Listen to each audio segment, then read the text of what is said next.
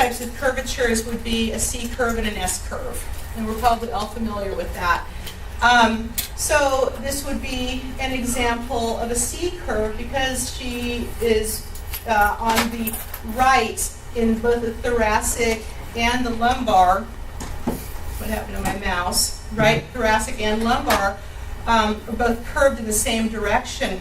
The truth is, though, that this is now what Karina Thick-Linebeck in her work in Scoliopilates calls a three curve, because you can see that there's a compensatory curve here in the high thoracic and in the cervical spine, and then there's going to be another compensation in perhaps the sacral spine or the hips.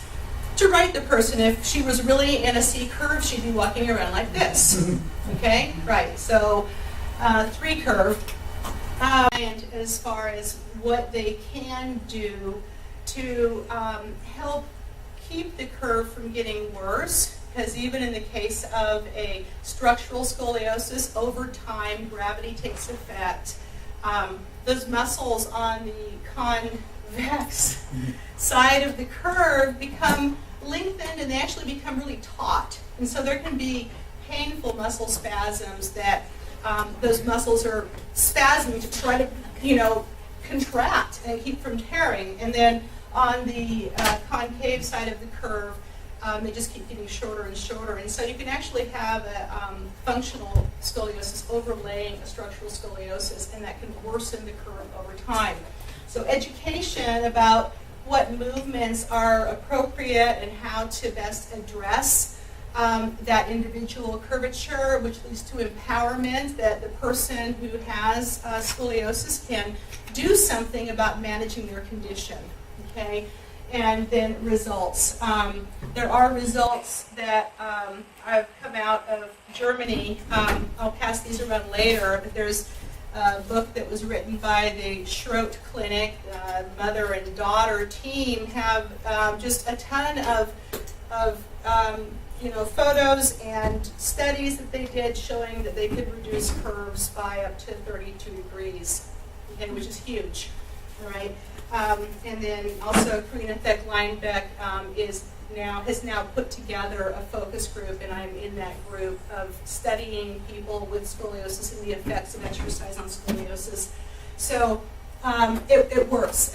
Lots of people, that I've worked with would tell you they don't have back pain, they don't have knee pain, and just I'm sure that there are others that you can report just by bringing people into alignment that you've helped your clients with scoliosis to feel better.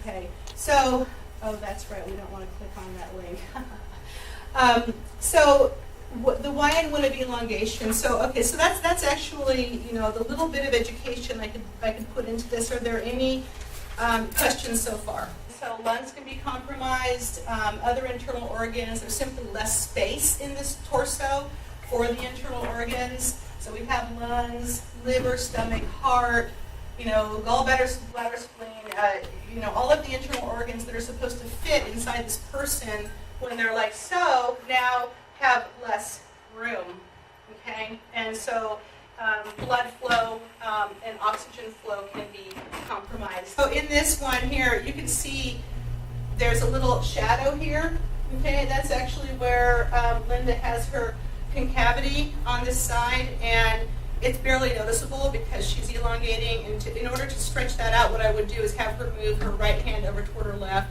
and just do a little side bend here